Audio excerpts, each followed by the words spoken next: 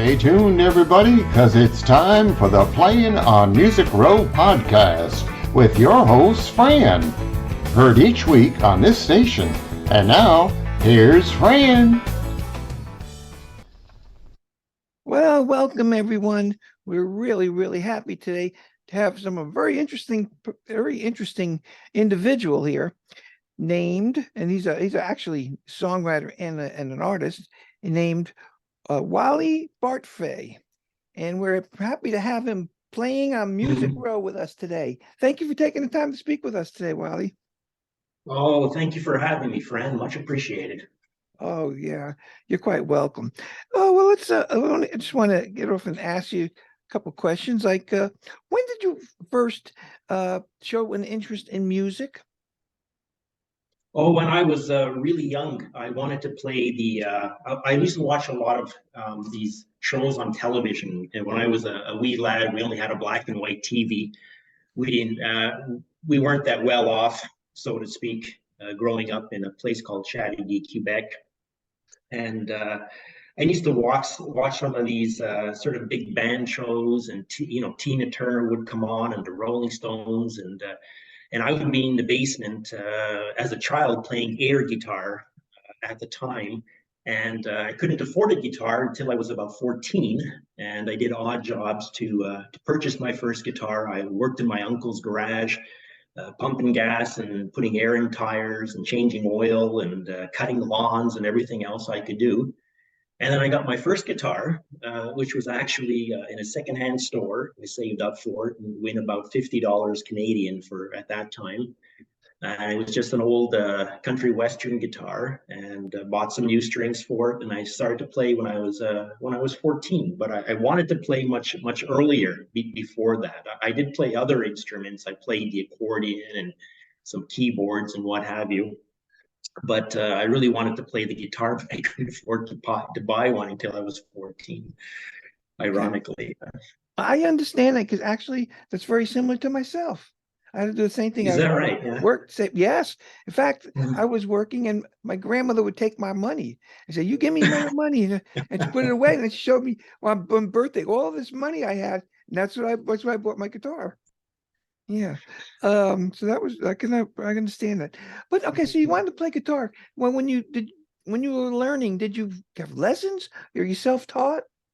No, I was self-taught. I knew how to read music. It's like I took a couple of some accordion lessons. My parents wanted me to play the accordion because they were from Europe and they liked playing polkas and so forth. And I wasn't really into polkas and so forth. I preferred to play, rock and roll and country music. That's what I was interested in. And it wasn't just the right instrument for me. And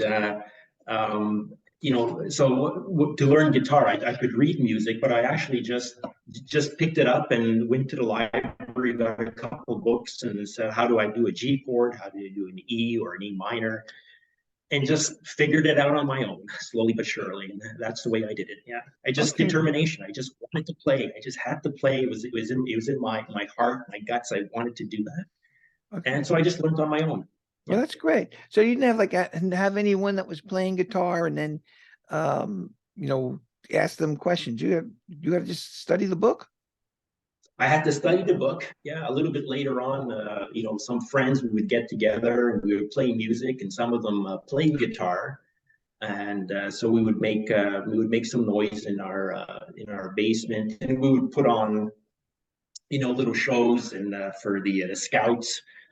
They had a few times we played for the Boy Scouts, and when I went to a community college, one of my friends, Danny Arsenault, unfortunately he passed away, but we entered this contest in a community college, and it was in this sort of coffee house they had on campus, and we had to play one original song, and we had to play one sort of established song. So he sang Gordon Lightfoot, and so I came out with a song that I liked.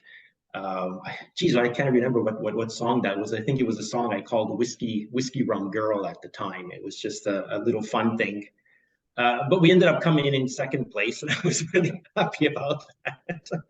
We put on a great show in the community college. But that was about my only live performances that I've ever did. I did volunteer work when I was younger. My cousin Irene Bellin, my sister Kathy, and I, and during Christmas time, we would go to the old folks' home, seniors' home in our community, and we would put on Christmas concerts. There were often, there's seniors and veterans in there, and they were often, it's a very, can be a very lonely time. And my mother and my uncle and aunt, they would show up and they would bring cakes and cookies, Christmas cookies and so forth.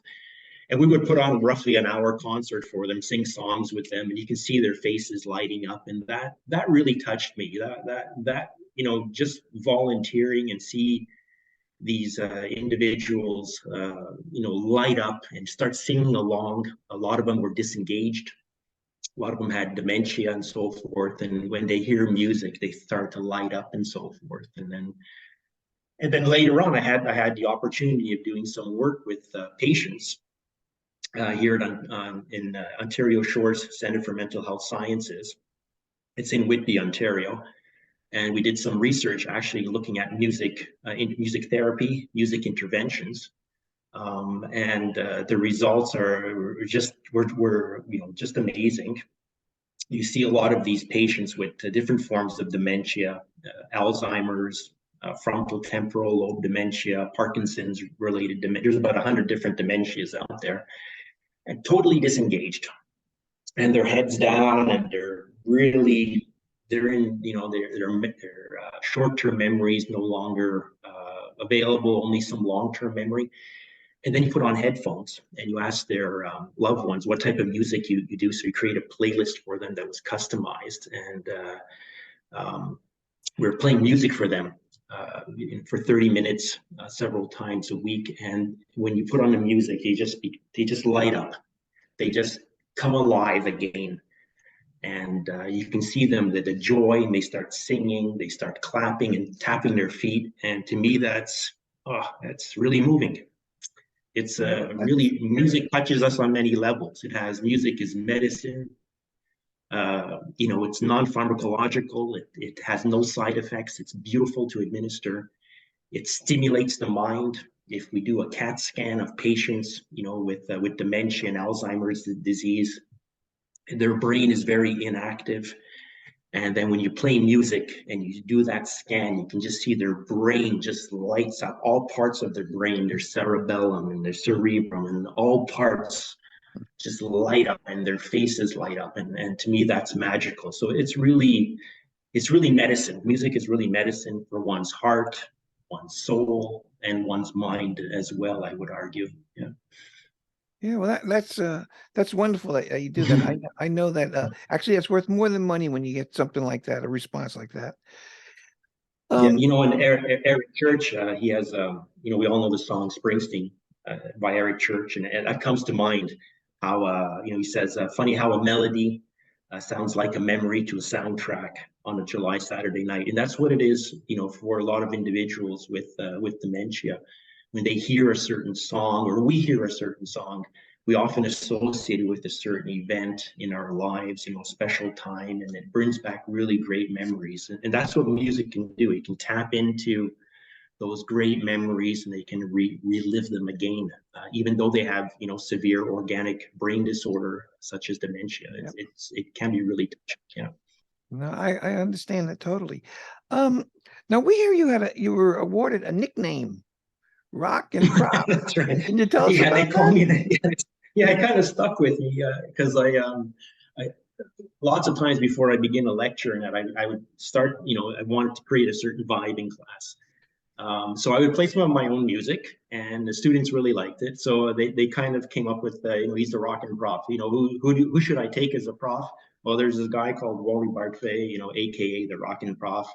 And I kind of stuck after a while. I've been doing this for a little while, and that name kind of stuck with me. But music, yeah, it's a great way to start a class. It gets them kind of energized, and it kind of, it's a great way to break the tension. Often, especially for the younger students that come in, they're very intimidated. They show up in a class with 250 students. They don't know anyone.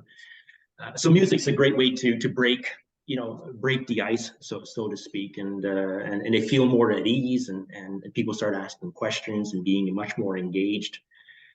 So that nickname kind of stuck over the years. Rock and drop. Well, that's good. Who I know you mentioned Gordon Lightfoot, which is a great Canadian artist, but who are some of the writers and artists that influenced you? Oh, I used to listen to a variety of individuals. So I mentioned the Rolling Stones before, and Tina Turner when I was young, because my parents would have some of their albums actually, and I would be spinning the vinyl and dancing to the music in my basement. But a little bit later on, I guess ones that were really influential, I listened to a lot of Bruce Springsteen, John Mellencamp. Currently, Luke Combs, really like Luke Combs' voice, and Eric Church. There's so many great, country artists out there, and rock artists. I kind of do a mix. I have different influences for my background. But there's just some amazing artists out there, and some amazing music that has been developed and is currently playing on the air as well. Yeah, so many influences. Yeah. All right. Well, great. Well, you created a video for one of your songs, which is titled "It's Friday Night." Friday night. That's Friday right. night. Yeah. I know it's repeated multiple times. Would you maybe give us a little bit of an idea about the song and background of the actual video that you made? Yeah, so the idea behind It's Friday Night, it's a honky tonk song. It's a feel good song. All of us work at least 40 hours a week. We need to disengage and just blow off some steam. So it's a real fun song. It's a good way, and it deals with going to a honky tonk bar on a Friday night, meeting your girlfriend there, and just having a really good time, enjoying life, enjoying your friends, and in there enjoying the music, dancing, just being alive on that night, and just forgetting about the whole week that's passed, all the stresses and so forth. And of course, music is the medium. Music is the one that engages us, makes us feel good. We dance to it, we sing to it, we meet our friends with it. That's the medium, that's the magic right there. So that was the idea behind the song. It's Friday night. It's a fun song. It's a fun song. It's a feel good honky tonk song. Okay, we're going to play it right now. Your video.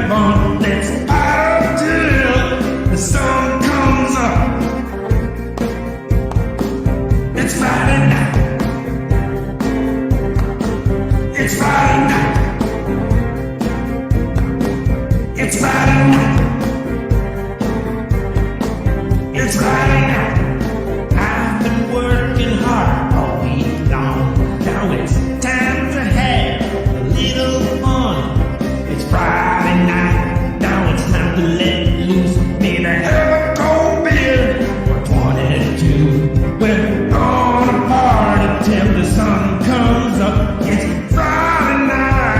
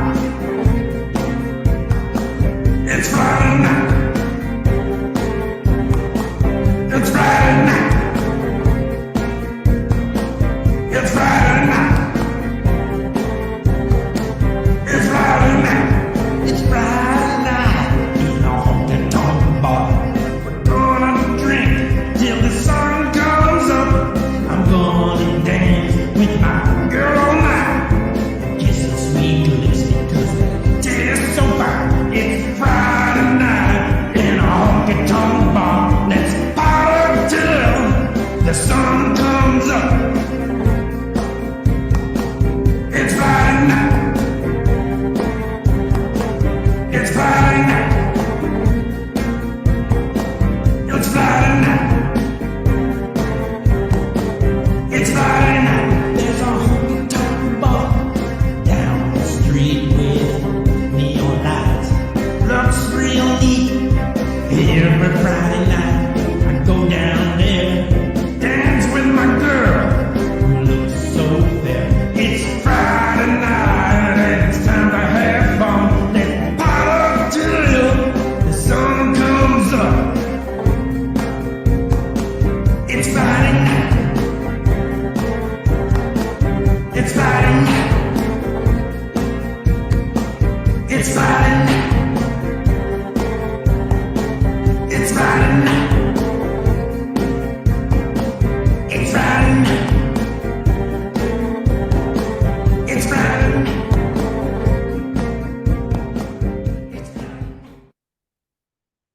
Well, great.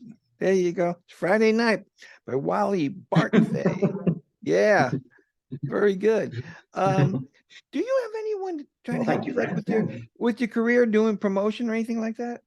Do you work with anyone? Currently, yeah.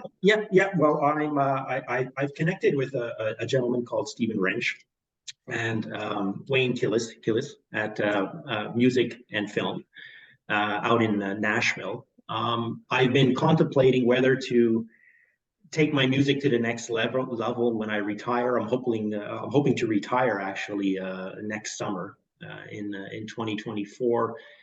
And then I wanted to do some, I have a small home studio, and there's a limited amount of recording I can do in a home studio environment. I need to get it into a professional studio and have a professional sound engineer. I've learned everything on my own, and there was a gap for a little over 30 years. Actually, I played guitar and so forth up until my 20s, and about for over 35 years, let's say, I haven't really played guitar or music or wrote music. During COVID, we were all working at home, and I saw the guitar in the closet, and I took out my electric guitar, and I have an old acoustic and some old keyboards and so forth, and I just said, oh, I felt like playing. I just felt like playing again, after these many decades have passed. And it just rejuvenated me. I miss playing because, we're all busy with our careers, our family. I'm on the sandwich generation. I had young children at the time. Now they're all grown up. And, very, very busy with careers. And, my wife had some health issues as well. So there was, a lot of stressors in my life, and this was a really good rediscovery of music again. And then I started to write again, and the music was just flowing from me. I wrote something like 30 songs just during COVID, and I haven't written for all that period of time. So I wanted to get back into playing music and writing music, and I started to send it out to some friends and so forth. And they said, "Oh, make a music video." I said, "Well, I can do a little bit of a video because we have to do that as profs. We have to make some lectures online." So I knew a little bit about that, but I knew very little about how to mix a song or how to record different tracks. So learning some softwares like Audacity and getting some a little bit better mics and so forth. So that's something I've learned on my own. It was a great hobby, but I really want to take it to the next level now. People seem to be enjoying it. And then I was doing that, personalized music intervention, some research with it as well, at Ontario Shores Center for Mental Health Sciences here in Whitby, Ontario. So the whole entire theme of music, just came back in my life, and it has been so rewarding, such a blessing to rediscover music again, after all this time. And I hope I can make some people smile with my music, and or cry if it makes them happy, happy tears, and hopefully also benefit some individuals, especially not, dementia can affect you at all ages. There's early onset, but some of these patients who start losing themselves. I know my father too. Unfortunately, he had some heart conditions, and he later had a stroke, and he developed frontal dementia, frontal temporal dementia, which is the second most common form. And he slowly forgot who he was. He forgot how to shave. He would often forget loved ones. You would show pictures, and you'd say, "Who is this in the picture?" And he says, "Well, that's your sister, and that's your brother." And he would forget my mother, which was quite devastating because she would go and visit him in a nursing home. And ironically, that's the same nursing home that we used to volunteer in. He was admitted in the very same nursing home in Chateauguay that we used to do Christmas concerts in. That's where he was admitted. It's been all renovated now, but he was admitted to the same nursing home. And with dementia, you lose your ability to walk and so forth. And but when we would sing some of his old songs that he liked, some of these old songs, and he came over from Hungary, so some of these old folk songs and so forth, he would start singing, and his face would light up and so forth. And I recall when I was a student many years ago, back in the 80s in Montreal, we were doing some clinical practice, and I was reading one of my patients' charts there that she played the piano, and she had advanced dementia, and she was in a wheelchair like this, totally disengaged. Her daughter was there. And I said, I read in her chart that she plays piano. When was the last time she played? And he said, oh, maybe 40 years ago. And I go, let's try. Well, let's bring her to the piano, see what happens. We brought her to the piano. We placed her hands on the piano. She felt the keys, and she started to play. And everybody just stopped in the room. And she started to play. She came alive again. She was so disconnected from her environment, everything, and she woke up again.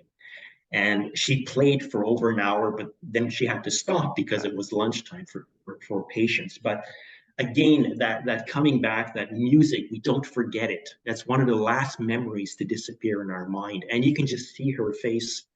It just lit up, and she was smiling, and her daughter was she was crying. She was so emotional. It was such a beautiful moment. It was really a beautiful moment, and I remember that. So I wanted to rediscover music, and this is what happened during COVID. I rediscovered music, and I remembered that patient back in the 1980s in Montreal at the Douglas Hospital, playing piano, waking up again, and I said, let's do something with music. I think music has some healing powers here for us, and let's do something, and let's document some of the benefits of this. Scientifically, let's show it. We don't have to give drugs or surgery and so forth. This is non-pharmacological. It costs pennies to buy some headphones and music or a unit, and this is something that can benefit them. Certainly wake them up again. Let's do it. So that's how music came back during COVID, actually. Sure, that's fantastic. That's really fantastic. I would never. I mean, I've studied a little bit about it, read up on it. That's really great study. How do you find your ideas for songs? How do you seem to find them? Yeah, well, a lot of it's life experience. When you get to my age, you've have a lot of bruises. You've bled a lot. You've been kicked a lot. You've been down on the floor. You've had some good times. You've had some bad times, and the life experience is just has been a real great avenue, a rich ocean of experiences out there, and traveling and so forth. And these all serve as inspirations. Every song has a little bit of me in it, a little bit of there's some artistic sort of flow there, and. I guess leverage that the artist sometimes wants to put something that nice poetic and good lyrics and rhyme and so forth. But there's always a little piece of me or a little piece of history in every single song that I wrote. Okay. Well, you had a song. You have a song which I believe has actually made the charts, huh? But she's the boss from hell, huh? Wow. Yeah, she's the boss from hell. Yeah, well, Yeah. she's the boss from hell. Actually, is at Yeah, number maybe give us the 22. background on that, please. Yeah, well, I just want to mention that I just found out on the weekend that she's the boss from hell hit number 22 on the World Indie Music Charts Top 100. It actually debuted on the 23rd at number 26, and it's climbed up to number 22 now. So I'm really, surprised and shocked, and I'm over the world with it. And my mother, who's 89 now, is, she's so proud of me. I told her that. But she's the boss from hell. Yeah, that's a piece of my personal history and experiences. I know in life we've all probably had one time or another. It's on a continuum who we work for or work with. One end of the spectrum, it could be, great people to work with, a great boss. You work with them, not for them. And on the other end of the spectrum, you have a boss that is literally from hell. That is, you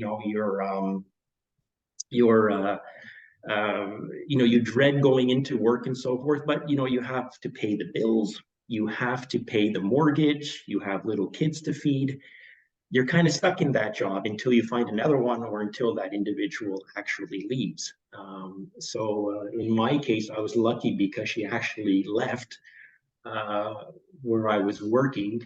But yeah, she inspired the song. She inspired that song. She's the boss from hell. She has laser eyes. She could even scare old Frankenstein is kind of the first line of it. She comes in that piercing eyes, that how they look at you and work. It's it's a true life experience. And I'm sure a lot of your listeners had at least one time, unfortunately, in all our lives, all of us had at least one real bad boss to work with. Well, she didn't realize she made the charts. Let's hear the boss from hell. Yeah, she made the charge. I feel vindicated. By Wally, Bartfay. Here we go. Let's get that thing going here.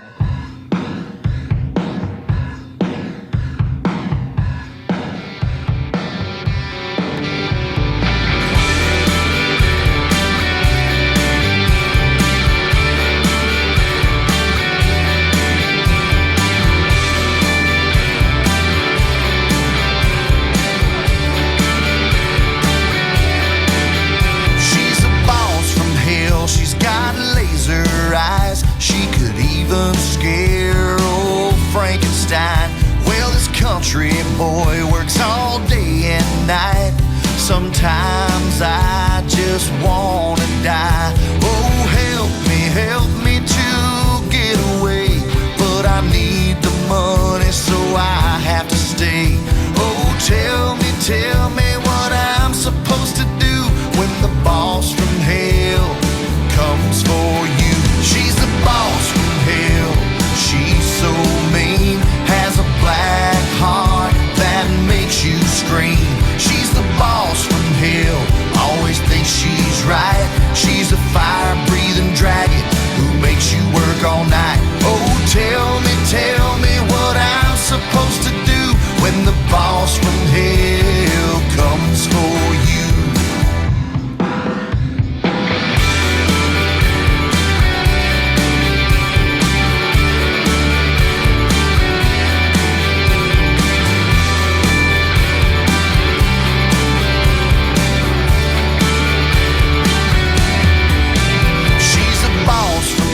She's got laser eyes. She could even scare old Frankenstein. Well, this country boy works all day and night. Sometimes I just wanna die. Oh, help me to get away. But I need the money, so I have to stay. Oh, tell me what I'm supposed to do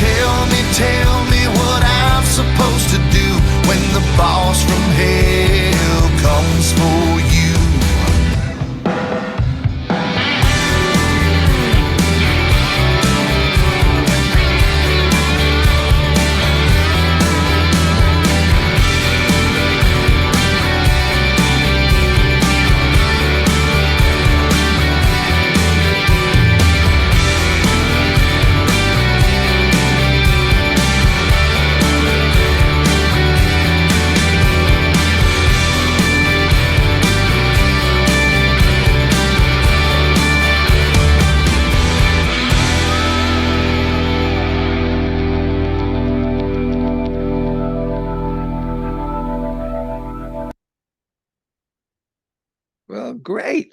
Okay. Let me ask this. I know you mentioned that after you're going to retire, you want to be able to um go and start performing, maybe do. But well, now that it's like hitting the song, of course, most people can identify with that song. And so that's why it's hard. Will you be like doing any shows now with, you know? I'm taking this one day at a time, and I'm just seeing how it evolves. This is all come out of literally a hobby that I had, and when I was sending, as I mentioned, songs around to friends and so forth, they said, "Oh, I'll post it on YouTube or post it on some other platform like SoundCloud." And then, over the time, I started to get some feedback and so forth, and it's been very positive, very encouraging. It's very humbling to hear, your song being played, or people liking your song being, especially when you hear it played on a radio. It's very humbling, very moving. So yeah, I'm just taking it one step at a time and see how it evolves. And my objective is just to hopefully people enjoy my music, and I can put smiles on people's faces and make them happy. That would make me tremendously happy, because music, like I said, is real medicine to me, to the heart, to the mind, to the soul. And if it can touch people, then that to me means everything. That to me means everything. Okay. Well, let me ask this question, because you have a lot of great music. Is there a way for the listening and viewing audience to be able to go and find out more about Wally Bartfay? Well, if you just Google my name and music, I'll show up on different platforms like SoundCloud. I have some music videos out on YouTube as well. I'm hoping to work in the future again with Stephen Wrench and Wayne Killis of Music and Film, and get some of these production, some of my music more professionally polished and produced, in a studio, and hopefully released as well on air. So that's what I would like to do, in the sort of the short term interim, moving into retirement, and then we'll see how it goes. How things evolve. I didn't think that it would come this far. It was just myself, a guy, a little kid playing air guitar at one time in the basement, getting his first guitar, playing when early teens and early 20s, and then getting married, having life, kids, all those sort of craziness that happens, parents getting ill. My wife was ill as well, unfortunately. All of those stressors in life, and then rediscovering music, just very, very recently. So wow, yes. We'll see. We'll see where it evolves. But I'm very excited. I'm very excited. I'm so glad that I found music again. And there's many songs up here that I would have to put down to paper and obviously record. It's just time is a big variable for me right now. So once I retire, I have certainly more time. Okay, maybe music rediscovered you. That may be what happened. Well, we've asked a lot of questions. We've covered a lot of areas there. But is there anything that we haven't talked about that you would like to say to the audience? Yeah, I think when we I just mentioned the dementia and how it affected patients and so forth, and I know before we came on, there's a lot of things that we're discovering about music now that we're only starting to research scientifically, and show that these have benefits. I know just before we came on air, you mentioned that you did some reading on dental analgesia, for example. It's called audio analgesia. And some patients can actually undergo certain, even minor surgeries, and removing tumors, listening to music. It has been documented now. Or you can decrease the amount of anesthesia that you need just by listening to music on headphones. So it has some clinical implications as well. It's not just touching us on a Friday night in a honky tonk bar, so to speak, and getting rid of stress and so forth. there are actual, we all know about those aspects of music. It can make us cry, it can make us smile, it can make us laugh, it can make us dance. But it could also have healing properties for us as well. It could also have benefits. And I think that's one thing that we need to explore and do more research on and document the benefits. My work has been with dementia patients because of my own personal connections with it, and my father having it as well. That's kind of an inspiration to start looking at music therapy and personalized music interventions.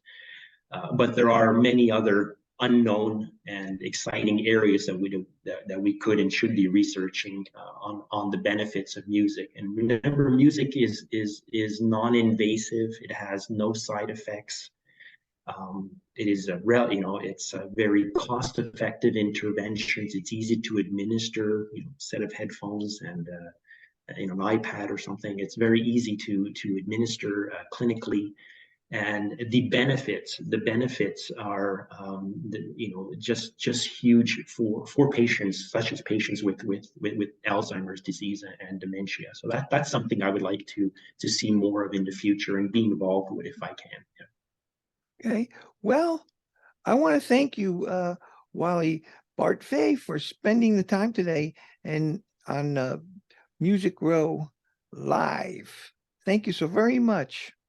Been a pleasure, Fran, speaking with you. A real pleasure. Yeah. Thank you so much for having me. Oh, you're quite welcome.